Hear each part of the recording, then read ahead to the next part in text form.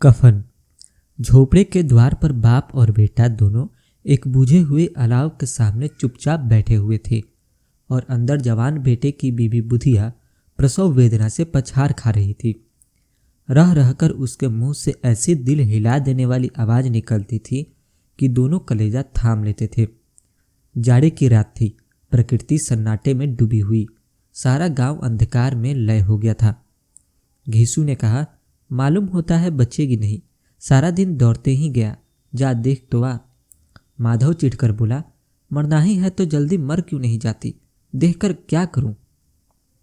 तू बड़ा बेदर्द है बे, साल भर जिसके साथ सुख चैन से रहा उसी के साथ इतनी बेवफाई। तो मुझसे तो उसका तड़पना और हाथ पांव पटकना नहीं देखा जाता। चमारों का कुनबा था और सारे गांव में बदनाम। घिसू एक दिन काम करता तो 3 दिन आराम करता। माधव इतना कामचोर था कि आधे घंटे काम करता तो घंटे भर चिलम पीता। इसलिए उन्हें कहीं मजदूरी नहीं मिलती थी। घर में मुट्ठी भर भी अनाज मौजूद हो तो उनके लिए काम करने की कसम थी। जब 2-4 फाके हो जाते तो घीसू पेड़ पर चढ़कर लकड़ियां तोड़ लाता और माधव बाजार में बेच आता। जब तक पैसे रहते दोनों इधर उधर मारे फिरते। गांव में काम की कमी न थी। किसानों का गांव था। मेहनती आदमी के लिए 50 काम थे, मगर इन दोनों को उस वक्त बुलाते जब 2 आदमियों से एक का काम पाकर भी संतोष कर लेने के सिवा और कोई चारा न होता। अगर दोनों साधु होते तो उन्हें संतोष और धैर्य के लिए संयम और नियम की बिल्कुल जरूरत न होती। ये तो इनकी प्रकृति थी। विचित्र जीवन था इनका। घर में मिट्टी के 2-4 बर्तन के सिवा कोई संपत्ति नहीं थी। फटे चिथरों से अपनी नग्नता को ढाके हुए जिए जाते थे। संसार के चिंताओं से मुक्त, कर्ज से लदे हुए। गालियां भी खाते, मार भी खाते, मगर कोई गम नहीं। दिन इतने कि वसूली की आशा न रहने पर भी लोग इन्हें कुछ न कुछ कर्ज दे देते थे। मटर आलू की फसल में दूसरों के खेतों से मटर या आलू उखाड़ लाते और भून भून कर खा लेते, या 10-5 ईंख उखाड़ लाते और रात को चूसते। घीसू ने इसी आकाश वृत्ति से 60 साल की उम्र काट दी और माधव भी सपूत बेटे की तरह बाप ही के पद चिन्हों पर चल रहा था, बल्कि उसका नाम और भी उजागर कर रहा था। इस वक्त भी दोनों अलाव के सामने बैठकर आलू भून रहे थे, जो कि किसी के खेत से खोद लाए थे। घीसू की स्त्री का तो बहुत दिन हुए देहांत हो गया था। माधव का ब्याह पिछले साल हुआ था। जब से ये औरत आई थी उसने इस खानदान में व्यवस्था की नींव डाली थी और इन दोनों बेगैरतों का दोजख भरती रहती थी। जब से वो आई ये दोनों और भी आराम तलब हो गए थे, बल्कि कुछ अकड़ने भी लगे थे। कोई कार्य करने को बुलाता तो निर्ब्याज भाव से दुगनी मजदूरी मांगते। वहीं औरत आज प्रसव वेदना से मर रही थी और ये दोनों शायद इसी इंतजार में थे कि वो मर जाए तो आराम से सोए। घीसू ने आलू छीलते हुए कहा, जाकर देख तो क्या दशा है उसकी। चुड़ैल का फिसाद होगा और क्या, यहाँ तो ओझा भी 1 रुपये मांगता है। माधव को भय था कि वह कोठरी में गया तो घीसू आलू का एक बड़ा भाग साफ कर देगा। बोला, मुझे वहां जाते डर लगता है। डर किस बात का है, मैं तो यहाँ हूं ही। तो तुम ही जाकर देखो ना। मेरी औरत जब मरी थी तो मैं 3 दिन तक उसके पास से हिला तक नहीं, और फिर मुझसे लजाएगी कि नहीं। जिसका कभी मुंह न देखा आज उसका उधरा हुआ बदन देखूं तो उसे तन की सूध भी तो न होगी। मुझे देख लेगी तो खुलकर हाथ पांव भी न पटक सकेगी। मैं सोचता हूं कोई बाल बच्चा हुआ तो क्या होगा, सोंठ गुड़ तेल कुछ भी तो नहीं है घर में। सब कुछ आ जाएगा, भगवान दे तो। जो लोग अभी 1 पैसा नहीं दे रहे हैं वे ही कल बुलाकर रुपए देंगे। मेरे 9 लड़के हुए, घर में कभी कुछ न था, मगर भगवान किसी न किसी तरह बेड़ा पार ही लगाया। जिस समाज में रात दिन मेहनत करने वालों की हालत उनकी हालत से कुछ अच्छी न थी और किसानों के मुकाबले में वे लोग जो किसानों की दुर्बलताओं से लाभ उठाना जानते थे कहीं ज़्यादा संपन्न थे, वहाँ इस तरह की मनोवृत्ति का पैदा हो जाना कोई अचरज की बात नहीं थी। हम तो कहेंगे घीसू किसानों से कहीं ज़्यादा विचारवान था और किसानों के विचार शून्य समूह में शामिल होने के बदले बैठकबाजों की कुत्सित मंडली में जा मिलता था। हाँ, उसमें ये शक्ति न थी कि बैठकबाजों के नियम और नीति का पालन करता। इसलिए जहाँ उसकी मंडली के और लोग गांव के सरगना और मुखिया बने हुए थे, उस पर सारा गांव उंगली उठाता था। फिर भी उसे ये तस्कीन तो थी ही कि अगर वह फटेहाल है तो कम से कम उसे किसानों की जी सी तोड़ मेहनत नहीं करनी पड़ती और उसकी सरलता और निडरता से दूसरे लोग बेजा फायदा तो नहीं उठाते। दोनों आलू निकाल निकाल कर जलते जलते खाने लगे। कल से कुछ नहीं खाया था, इतना सब्र न था कि उन्हें ठंडा हो जाने दे। कई बार दोनों की जबान जल गई। छिल जाने पर आलू का बाहरी हिस्सा बहुत ज़्यादा गर्म न मालूम होता, लेकिन दांतों के तले पड़ते ही अंदर का हिस्सा जबान, हलक और तालू जला देता था।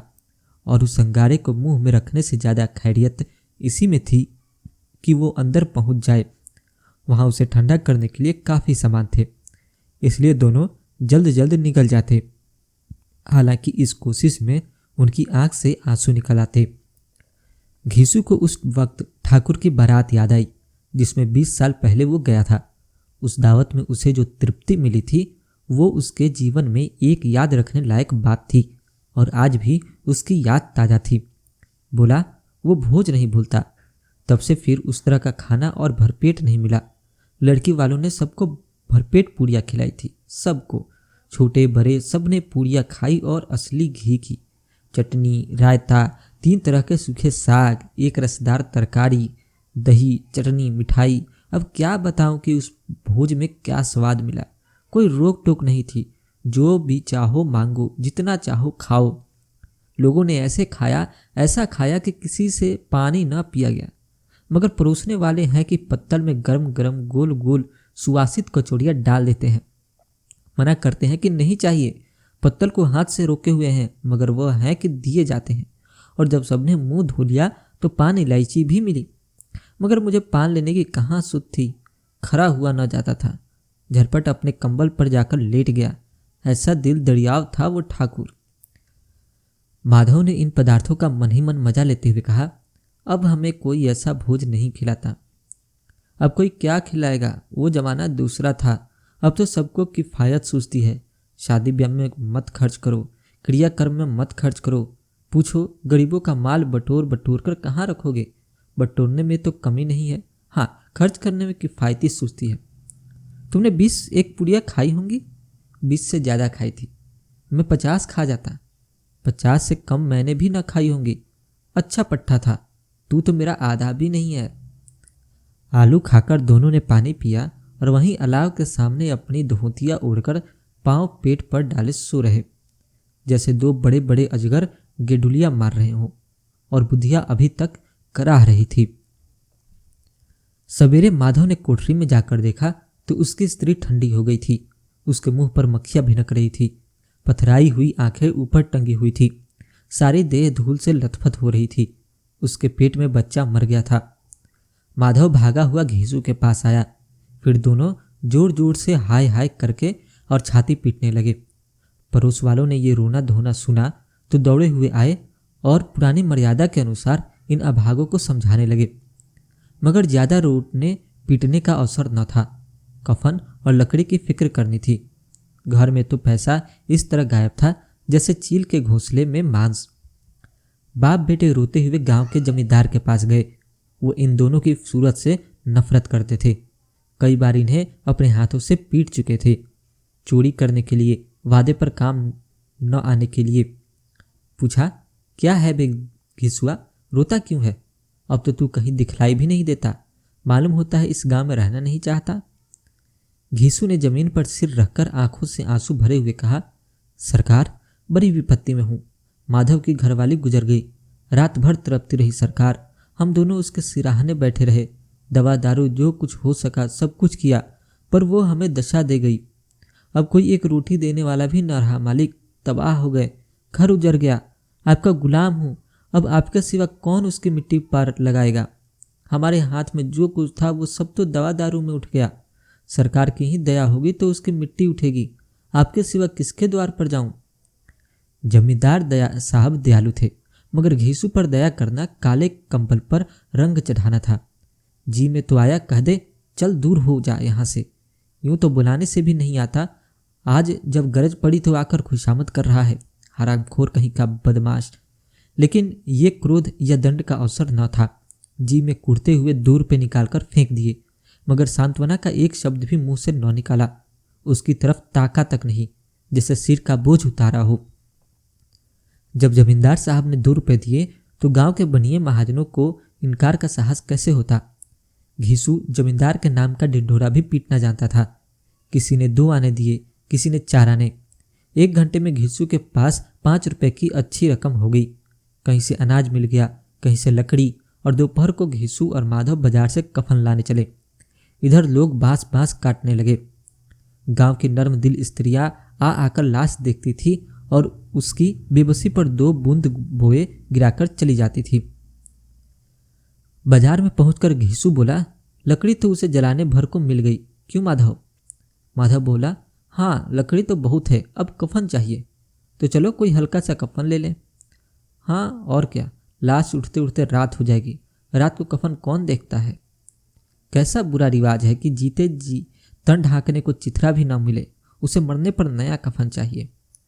कफन लाश के साथ जल ही तो जाता है, और क्या रखा रहता है।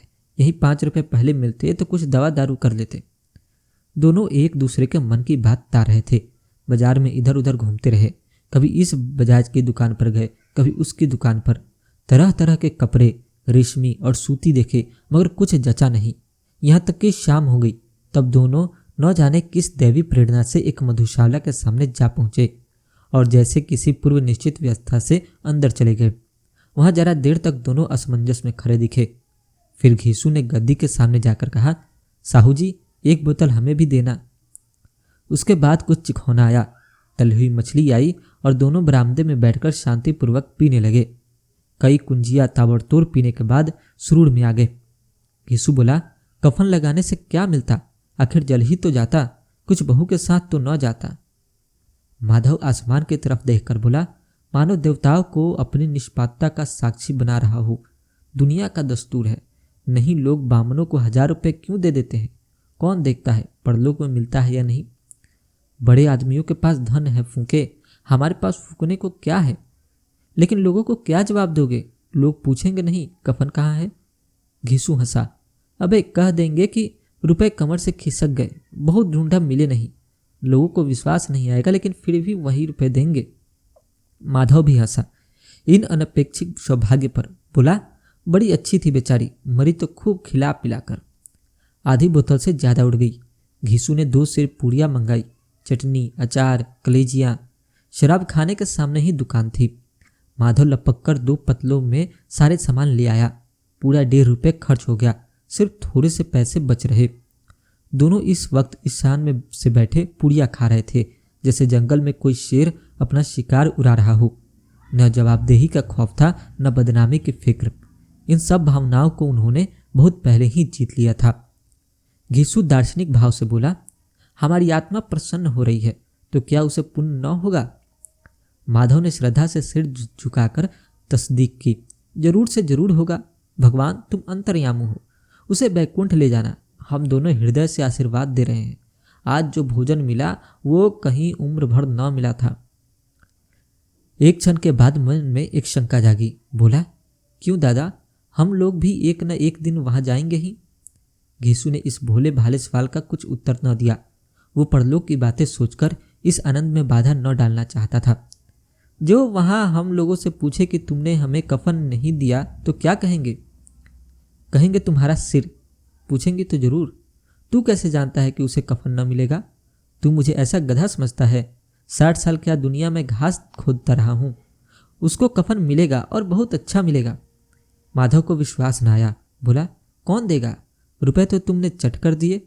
वो तुमसे मुझसे पूछेगी, उसकी मांग में तो सिंदूर मैंने डाला था। घीसू गर्म होकर बोला, मैं कहता हूं उसे कफन मिलेगा, तुम मानता क्यों नहीं। कौन देगा, बताते क्यों नहीं। वही लोग देंगे जिन्होंने अब की दिया। हाँ, अब की रुपए हमारे हाथ ना आएंगे। ज्यों ज्यों अंधेरा बढ़ता था और सितारों की चमक तेज होती थी, मधुशाला की रौनक भी बढ़ती जाती थी। कोई गाता था, कोई डिंग मारता था, कोई अपने संगी के गले लिपट जाता था, कोई अपने दोस्त के मुंह में कुम्हड़ लगाए देता था। वहां के वातावरण में सुरूर था, हवा में नशा। कितने तो यहाँ आकर एक चुल्लू में मस्त हो जाते थे। शराब से ज्यादा यहाँ की हवा उन पर नशा करती थी। जीवन की बधाई यहाँ खींच लाती थी और कुछ देर के लिए ये भूल जाते थे कि वे जीते हैं कि मरते हैं, या न जीते हैं न मरते हैं। और ये दोनों बाप बेटे अब भी मजे ले लेकर चुस्कियां ले रहे थे। सबकी निगाहें इनकी ओर जमी हुई थी।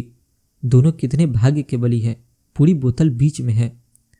भरपेट खाकर माधव ने बची हुई पूड़ियों का पत्तल उठाकर एक भिखारी को दे दिया, जो खड़ा इनकी ओर भूखी आंखों से देख रहा था और देने के गौरव, आनंद और उल्लास का अपने जीवन में पहली बार अनुभव किया। घीसू ने कहा, ले जा, खूब खा और आशीर्वाद दे। बीबी की कमाई है, वो तो मर गई, मगर तेरा आशीर्वाद उसे जरूर पहुंचेगा। रोए रोए से आशीर्वाद दो, बड़ी गाड़ी कमाई के पैसे हैं। माधव ने फिर आसमान की तरफ देख कर कहा, वो बैकुंठ में जाएगी दादा, बैकुंठ की रानी बनेगी। घीसू खड़ा हो गया और जैसे उल्लास की लहरों में तैरता हुआ बोला, हाँ बेटा, बैकुंठ में जाएगी। किसी को सताया नहीं, किसी को दबाया नहीं। मरते मरते हमारी जिंदगी की सबसे बड़ी लालसा पूरी कर गई। वो न बैकुंठ में जाएगी तो क्या ये मोटे मोटे लोग जाएंगे, जो गरीबों को दोनों हाथों से लूटते हैं और अपने पाप को धोने के लिए गंगा में नहाते हैं और मंदिरों में जल चढ़ाते हैं।